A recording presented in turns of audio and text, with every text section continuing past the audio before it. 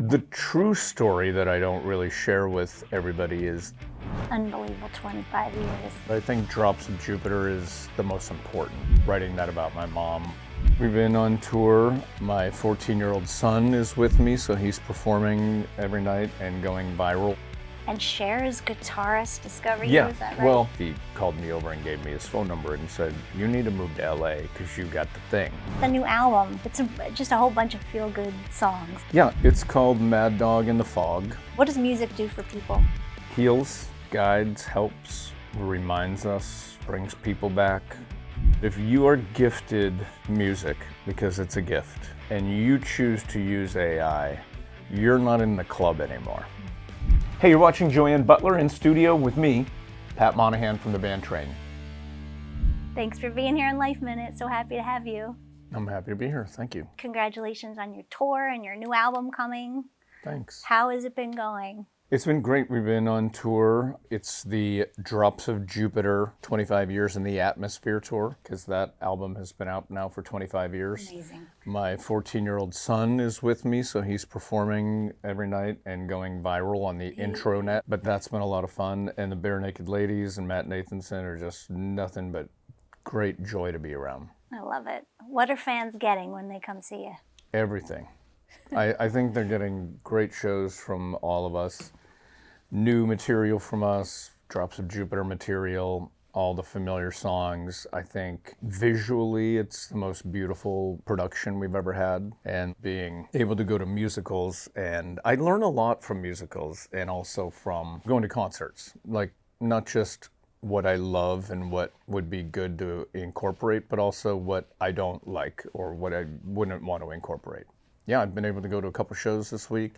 Me and two guys in my band, Becker and Musty, have written all the music for a musical that finally debuts at the Old Globe in San Diego in September. I'm really excited about it. I think it's turned out to be a beautiful musical. Begin Again. Begin Again. Yeah, that's really exciting. Yeah. Can you tell us a little bit about the new album coming? Yeah, it's called Mad Dog in the Fog, which is a bar in San Francisco that we would go play for free. Like when we started Train in San Francisco, the coffee houses in the area from all over, like East Bay, South Bay, North Bay, right in the city, they were booming. Coffee houses were a big deal, and allowing people to come in and play music for free was also a big deal, and that was big for us because it gave us an opportunity to perhaps win some people over. And then when the band was, finally 5 pieces, we grew out of coffee houses, but we had all of those experiences that we could contact hundreds of people to come out and see us at different venues, and it was great. So anyway, the album in its entirety is about basically my voyage from Pennsylvania to San Francisco and all the life lived through it. Yes, and I saw the new video, Pennsylvania Turnpike. It's Yeah. such a beautiful little story about your whole life, really. Yeah, the true story that I don't really share with everybody is that I wrote the song when a dear friend of mine was sick, and he passed away a couple months ago. Oh, I'm sorry. And he's from Philadelphia and lived in San Francisco forever. And I'm from Erie, Pennsylvania, and I lived in San Francisco for a long time. Then I met my wife, and we live in Seattle. But I wrote the song about, had he and I known each other, what it would have been like to drive to San Francisco together, because we met later in life, and he was one of the loveliest, most amazing guys. And just that, just drive, and we'll get to where we need to go. So anyway, that's the real story. Oh, it's so beautiful. I'm so sorry for your loss, but I'm glad you had that friendship. He's still with me somewhere. That's right, yeah, for sure. What's your favorite song on the album? It changes. I think it's a song called Blue Brush Butterfly. And it's actually a story that is about a woman, but honestly, I wrote it about my first bass player. He was an incredible artist and a beautiful bass player, but hard to tame, like taming a butterfly. And so this is about how impossible it is to tame a butterfly. I did listen to the whole album. It's awesome. It's Oh, really, thanks. It's just a whole bunch of feel-good songs. I felt good, especially the Weekend one. Oh yeah, The Weeknd's fun. What's your favorite song you've ever written? I don't know what my favorite song is, but I think Drops of Jupiter is the most important. Writing that about my mom was a big, for it to connect with people like it has over the years, Boy, it's pretty has cool. Unbelievable 25 years. It's Yeah. amazing. Did you ever think, You know, I never really know what songs will connect with people. Like a lot of times I'll be like, people are gonna love this one, and they're like, and then there are other songs that I think no one's gonna get this, like Hey Soul Sister, and people are like, I like that. So, I sure did. How does it work for you? Like, how does it all come together? I don't know. It all comes from weird places in my brain, and then I work with outside writers, and sometimes the guys in my band, Jerry and Matt, were a big part of writing on this album, and I always want to tell a story maybe differently than it's been told, which is becoming quite a difficult thing to do. Like, saying I love you in a different way is pretty hard. Everyone's trying to do that. What do you do differently that I just try to come up with a different way to say the same thing that's been said.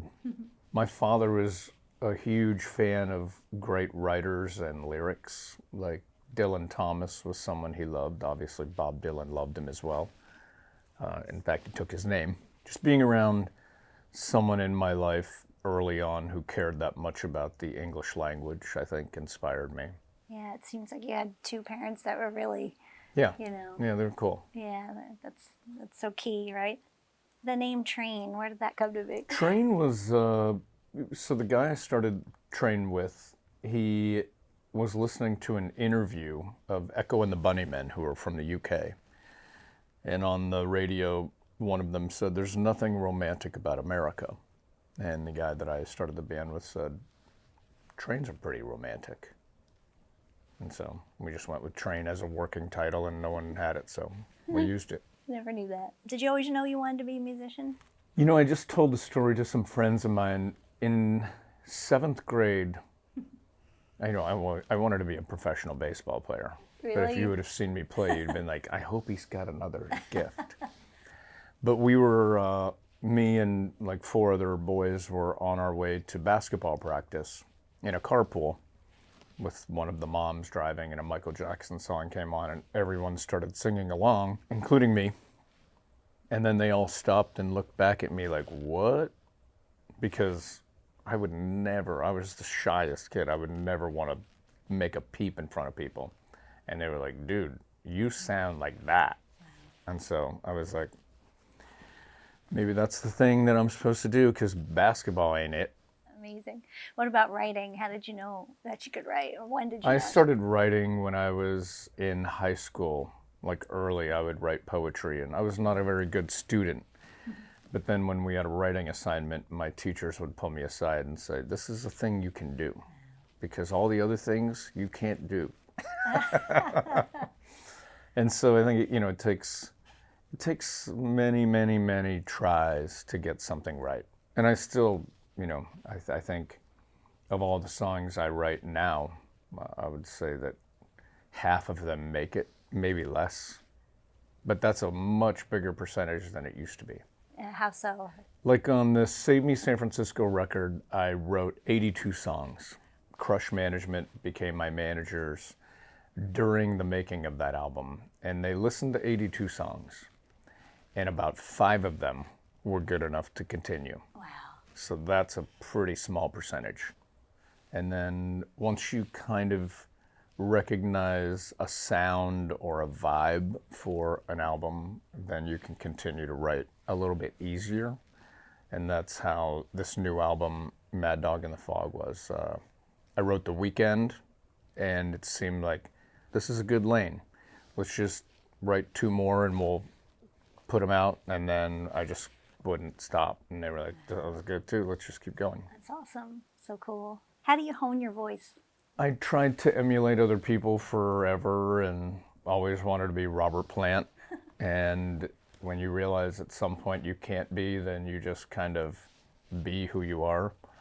Well, But that, I'm glad you didn't. that original music is really important to find your voice. Like my son's 14, he's out on tour with us and doing Journey and playing guitar and singing beautifully. Yes, But he it really might is be a minute amazing. until he finds his voice. Yeah. He was actually invited to come. He blew us off to go guitar shopping. How did he learn to play? Well, he's played guitar, as a little kid, but like he wasn't really passionate about it. He was really passionate about singing. And then we toured with REO Speedwagon.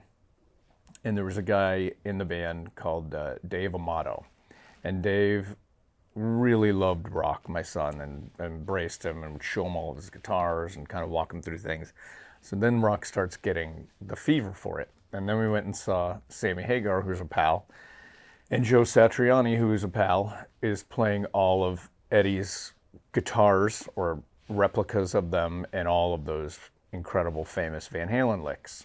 And that day that we went and saw them, Rock was like, that's what I'm going to do, and that's all I care about. Amazing, amazing. Yeah, he's really good. It's so funny how it's going viral, and we're all Yeah. just like watching it over and over again. It's amazing. He's big on the intranet. So funny. Back to you. Who were your inspirations growing up? Well, like my father's music was always jazz, but his favorite writer was a guy named Johnny Mercer. And Johnny's music, without me knowing, I think was one of my biggest influences. Like the song Moon River and Autumn Leaves, and those words were so, like he's the only person who instead of saying the Northern Lights would say the Aurora Borealis. Like that's what he did, And that was inspiring. And then Led Zeppelin was really inspiring. Aerosmith, and then I got to, hang out with Steven Tyler a few times and was like, this is pretty cool. There are many. Nina Simone and Ella Fitzgerald were huge influences, trying to. Jeff Buckley is a magical voice. Like, there are a lot of them. And Cher's Guitarist discovered you, Yeah, is that right? well, I think it was your I would video say learned that, actually. that's one way to put it. I was in a band in Erie, Pennsylvania, like a cover band, and Cher was playing a couple blocks away at an arena, and then her band came in to where I was playing, and the guy's name was David Shelley. He has since passed, but after one of our sets, he called me over and gave me his phone number and said, "You need to move to LA because you got the thing," and that's all I needed. And so I went to LA and tried to reach him, for a while, but he was always out on tour. But I didn't really need him to be my friend or be in a band with me. I needed somebody to go, you got the thing, move to LA, and that's what I did. So I really owe him that. Amazing. And then what happened from there once you got there? Then I met the guys from Train and we moved to San Francisco. The rest is history. Yeah. What's your biggest life advice, since this is Life Minute? There's one of the songs. One of the songs starts with, I got some advice for everybody. Don't take advice from anybody. That's good. I read this thing, so my friend Murray, who I told you about, the Pennsylvania Turnpike, who passed away, before he passed, he was telling me he was reading a book called The Daily Stoic. And the Daily Stoic is, there's a date on every page, so you read it for the day. Like, this is your inspiration for the day. One of the pages really made a big shift in me, which was, if something doesn't go your way, it's not a problem unless you make it a problem. And that was a really cool thing. So I would say my life advice would be, if something seems like it's wrong, then make the shift, but let the wrong guide you to the right. Meaning, if it paralyzes you, then you're stuck in what's wrong. But if you make a shift and you move out of it, you might find something you were never even looking for in the first place that could change your life. Has that happened to you? Many times. I always think about, like, if you miss a flight, does that mean that's a good thing?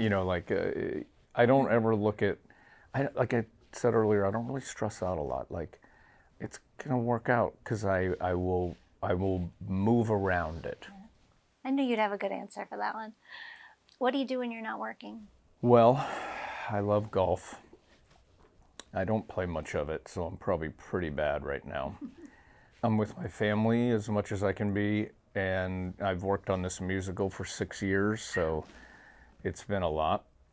I'm very anxious to sit in a seat and watch it and see the beauty that has become of the labor. Yeah, mostly it's hanging out with my people and trying to get as much golf in. You know what I'd love to do more than anything is cook. Ah, I read a great quote today in the Daily Stoic. Nothing noble can happen unless it's purposeful. So you can't do something noble by mistake. You can't accidentally help somebody, but if your intention was to do it quietly and then move on, that's a noble act. If you do it for press, there's nothing noble about that act. You know, so that was cool. But I think of cooking for people as noble.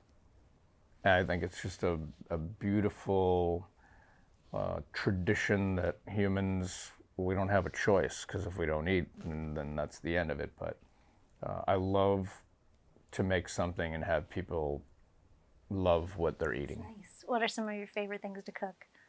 I have a few. You know what my favorite thing to cook is? I have read a bunch of recipes for minestrone soup and have created my own. Really? And I think it's the best minestrone around. Nice, sounds heartwarming. Soup's always good. Like, if you can have a bowl of minestrone soup and a piece of garlic toast and a glass of red wine, Yes. why am I here? I know. We call it pasta vazul in Italian.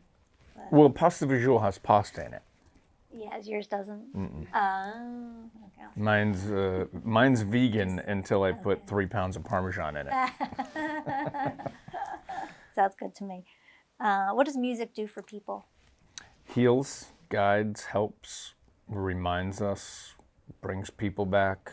There's a thing that someone asked me, what happens with AI and music? And I said, well, I heard somebody say that if you are gifted music, because it's a gift, and you choose to use AI, you're not in the club anymore.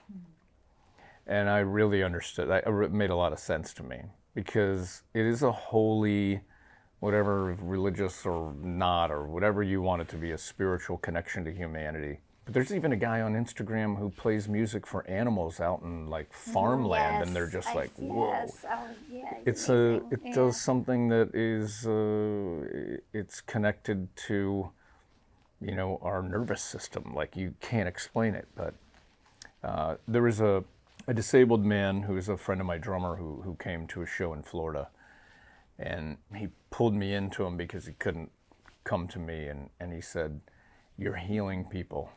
Never forget that, and never stop doing it." And he said, I'm in pain all the time, but I wasn't for that 90 minutes. Wow. And I was like, that's magic. That's awesome. Sure is. Beautiful. And I would trust him more than I would trust most people. Like, he understands it on a very deep level. Yeah. Beautiful. Thanks so much for coming down, talking to us. It was so fun. Keep fighting the good fight. Thank you so much. Fighting the good fight.